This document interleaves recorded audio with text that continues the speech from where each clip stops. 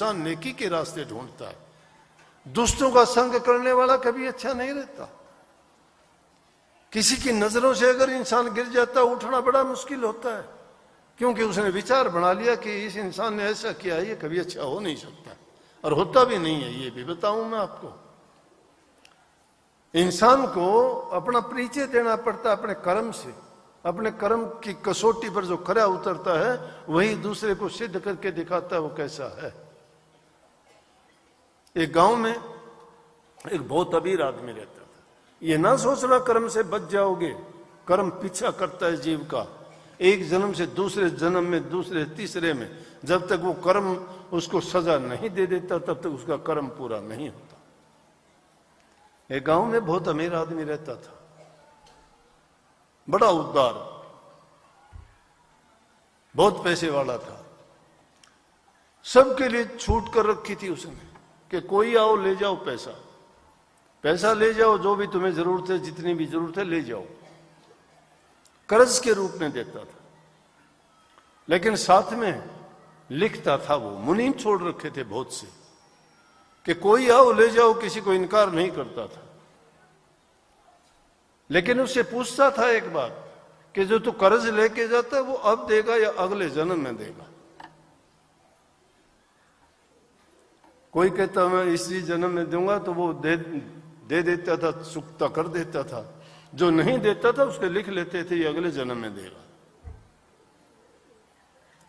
बात फैलती फैलती दूर तक थी, सब लोग जानते थे कि वो किसी को निराश नहीं लौटाता, जो भी जाता वो लेके आता।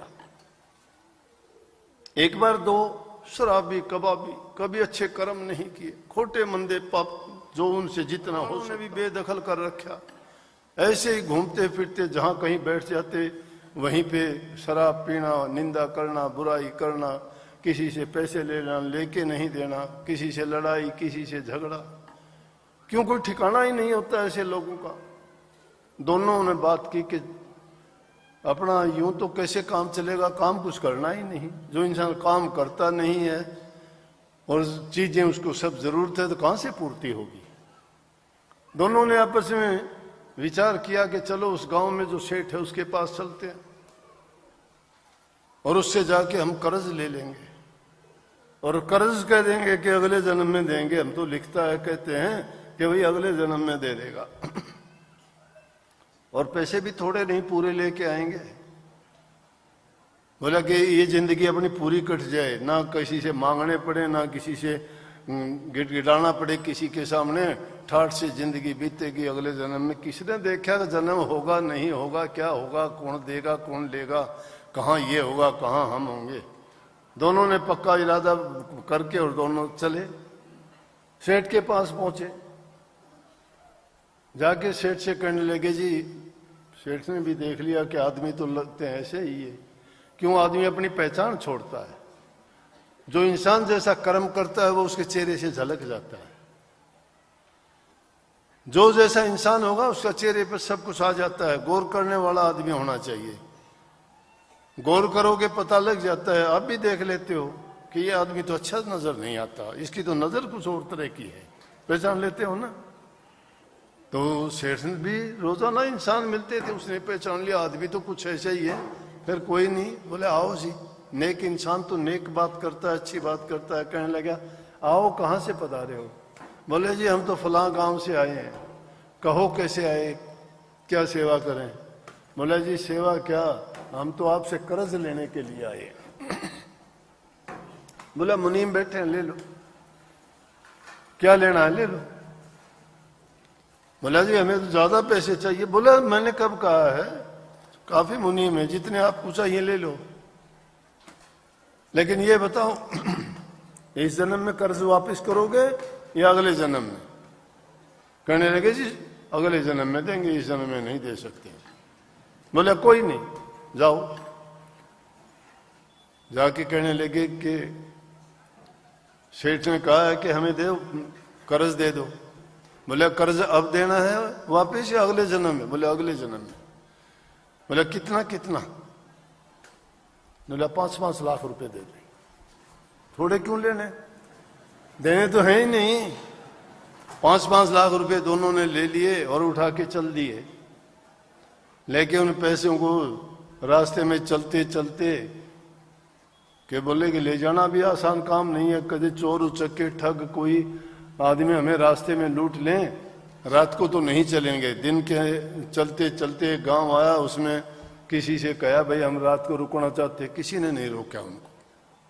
कहने लगे, किसी ने कह दिया जगह नहीं है, किसी ने कह दिया कि हम नहीं रोकेंगे।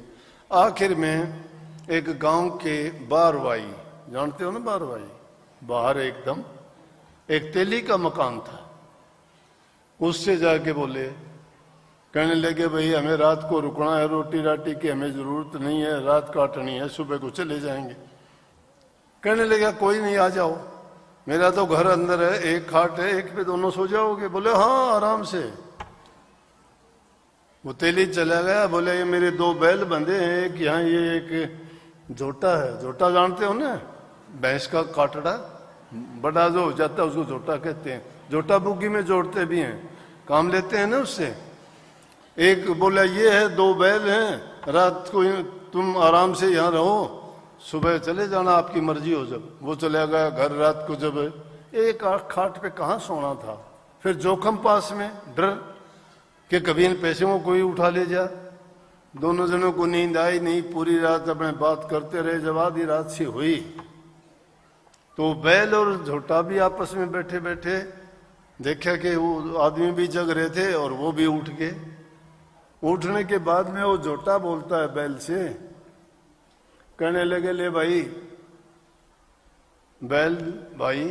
बोले कि हाँ बोल। बोला भाई अपनी तेरी बस आज तक की वो थी, कल सुबह मेरा काम पूरा हो लिया कि जितना ये मेरे से इसने कर्ज लेना था मैंने इसका कर्ज चुका दिया। बहुत इसकी मैंने मार खाई है इससे, इसका मैं कर्जदार था और वो कर्ज चुकाने के लिए मैं जो है भैंसा बन के आया। ये मुझे गाड़ी में जोड़ता था, बाहर ला देता था, मेरे से नहीं चलता था, मुझे पीटता था, खाने को देता वही, उसी में मैं गुजारा करता था। लेकिन भाई मेरा कर्ज था, वो कर्ज मैंने उतार दिया, सुबह को मैं तो मर जाऊंगा और तेरी मेरी दोस्ती खत्म। वो दोनों सुन रहे इन बातों को। बोला कर्ज? बैल बोला भैया कर्जदार तो मैं भी हूं इसका, और 2-4 घंटे अगर रुक जाता तो मेरा भी कर्ज पूरा हो जाएगा कल। बोला अरे तेरा कैसे हो जाएगा?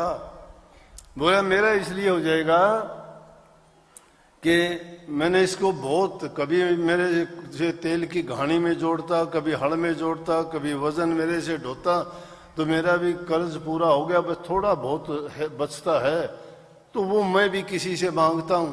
बोला कौन? ने बोला कसाई है, उस कसाई को मेरे पैसे देने हैं और वो कसाई सुबह को मुझे खरीदने के लिए आएगा क्योंकि उसने भी कर्जा देना है। बस सुबह आएगा, वो 2-3 घानी तेल की निकालेगा, निकालने के बाद में कसाई आएगा, कसाई आते ही जो है जो भी वो पैसे मांगेगा ये वो पैसे दे देगा। यहाँ से तो कर्जा फारिग हो गया और मेरा कर्जा फारिग इसलिए हो जाएगा जब मुझे लेके जाएगा गांव से बाहर, निकलते ही मैं मर जाऊंगा। बोले अपनी भी दोस्ती खत्म। दोनों ने बात सुनी कि भाई अजीब बात है, ये पिछले जन्म का कर्जा ये बैल बन के दे रहा है, ये झोटा बन के दे रहा है दोस्त आदमी। हम तो 5-5 लाख रुपए बांधे बैठे हैं, अपना क्या हाल होगा। लेकिन देखते हैं, क्या पता सुबह को अगर ये झोटा मर जाता है फिर देखेंगे, ये बैल मर जाता है फिर देखेंगे। वही हुआ, सुबह को दिन निकला, तेली आया, देखता है थोड़ी देर के बाद में झोटा गिरा और गिरते ही धराम देसी मर गया।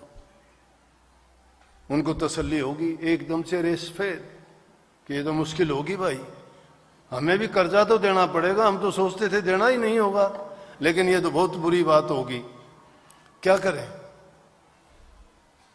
बोला कि बैल का और देख लेते हैं कि बैल ने भी कही थी। तेली आया, उसने 2-3 घानी निकाली। बोला अरे तुम जाने के लिए कह रहे थे? बोला जी जाना तो था लेकिन अभी थोड़ा और देख के जाएंगे एक बात। बोले अच्छा भाई। वो 2-3 घानी निकाले, इतनी देर में एक कसाई आया। कसाई आके कहने लगा बैल बेच ले भाई ये। बोले हाँ बेच दूंगा। बोला कितने रुपए? बोला 30 रुपये। बोला ये ले 30 रुपये। जो उसने मांगे उसने कुछ नहीं कहा, जितने मांगे उतने दे दिए। दे के बैल को लेके चला, वो पीछे पीछे जाके देखा बैल गांव के सीम से बाहर निकलते ही बैल भी लेट गया, खत्म। उनको दोनों को यकीन हो गया, दोनों करने लगे कि ये कर्ज करना पड़ेगा हमें, हम नहीं लेना चाहते, चल कर्जा वापस दे के आएंगे। सेठ के पास गए वापस। सेठ देख के बोला भाई क्या बात हुई, कैसे आ गए? बोला सेठ जी माफ करो हमें, हम आपसे कर्ज लेना नहीं चाहते। बोला भाई मैंने तो दर्ज कर दिया कि अगले जन्म में दोगे, अब ये पैसे मेरे काम नहीं है, ले जाओ तुम, मैं ये कलम नहीं उतारूंगा। बोला जी हम पैसे वापस करने नहीं। बोला ले जाओ पैसे, मैं कम मांगता हूं, अब तो लिखा गया सो लिखा गया, वो नहीं कटेगा, चाहे दे के जाओ चाहे ना लेके जाओ। मुश्किल होगी, क्या करें। उन पैसे को लेके दोनों जन वापस चल दिए। चलते चलते विचार करते हुए जंगल के बीच में पहुंचे। एक रास्ता पड़ता था चौराया सा, उस रास्ते के पास में बैठ गए।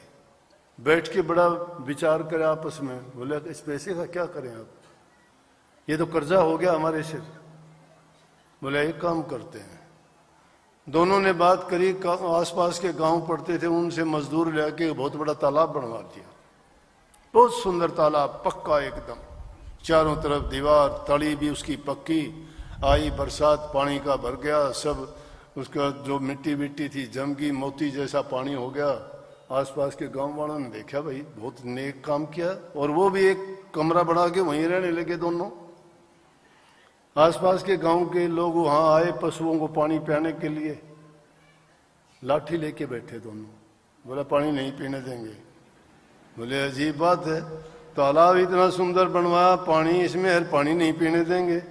बोले भाई क्यों? बोला क्योंकि हमारा है। बोला क्यों, तो फिर किस मतलब से बनवाया? बोले भाई हम तो यहाँ पहरेदार छोड़े गए हैं, ये तालाब हमने नहीं बनवाया, ये तो उस गांव वाले सेठ ने बनवाया है। बोले अब उसने हमारी ड्यूटी लगा रखी है, उन्हें भी युक्ति सही निकाली। बोले तुम उनके पास जाओ, वो अगर कहेंगे तो हमारी तरफ से चाहे कुछ भी करना। जब वो गांव के मौजूद आदमी दो चार जो आसपास के गांव थे वो लोग इकट्ठे होके उनके पास पहुंचे और जाके कहने लगे सेठ जी इतना अच्छा आपने तालाब बनवाया, बहुत अच्छा पानी है, सब के सब लोग आपके बड़े गीत गाते हैं, बहुत बड़ाई करते हैं कि भाई नेक इंसान है, इतने गांव के बीच में बहुत लोगों को फायदा होगा, पशु पंछी पानी पिएंगे लोगों को, तो बड़ी इससे खुशी हुई थी, लेकिन वो तो खुशी गम में बदल गई। बोला क्यों? बोले आपने गलत आदमी छोड़ दिए वहाँ। बोले कौन सा तालाब, कैसे आदमी? मैंने तो जितने तालाब बनवा रखे उनपे छूट है, पानी कोई पियो, कुछ भी किसी तरह प्रयोग करो। बोला नया जो बनाया बहुत सुंदर बनाया आपने। बोला कहाँ, मुझे दिखाओ ना।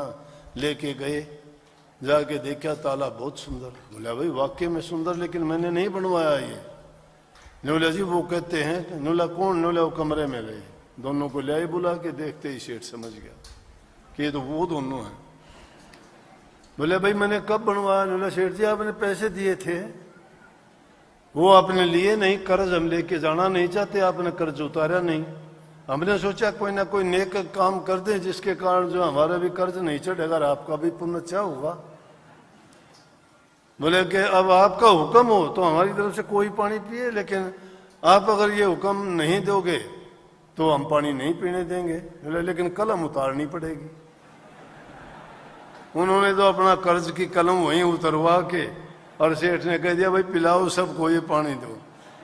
इस सारी कहानी का आज से मेरा कहने का मतलब ये है कि जिस कर्म को करके हम खुश हो जाते हैं, जिस पाप को करके हम आनंद लेते हैं, जिस किसी को दुख देके हम मन में खुशी मनाते हैं, ये कभी खुश ना होना, ये कर्म जो है एक जन्म से दूसरे जन्म तक जब तक भोग नहीं लिया जाता और ये कर्ज चुका नहीं लिया जाता साथ चलता रहता है। ये बात जिस इंसान की समझ में आ जाता है वो अपने कर्म को बनाता है, कर्म को बिगड़ने नहीं देता। और ये सारा खेल कर्म का है। भक्ति है क्या? भक्ति यही है कि जब तुम छोटे मंदे बुरे कर्म पाप कर्म हैं उनसे जब बरी हो जाओगे ना, तुम्हारा हृदय पवित्र हो जाएगा। और शुद्ध और पवित्र हृदय जहां होता है वहीं परमात्मा का वास होता है। और उसी में वो नाम मंत्र और प्रभु का नाम जो जाप है वही कर सकता है। नहीं तो दुनिया भर के लोग नाम लेते हैं लेकिन उनके नाम काम क्यों नहीं आता। नाम लेके जाते हो, आप कहते हो हम सुमरण भी करते हैं, भजन भी कहते हैं, लेकिन रोना धोना पूरी जिंदगी आपका खत्म नहीं।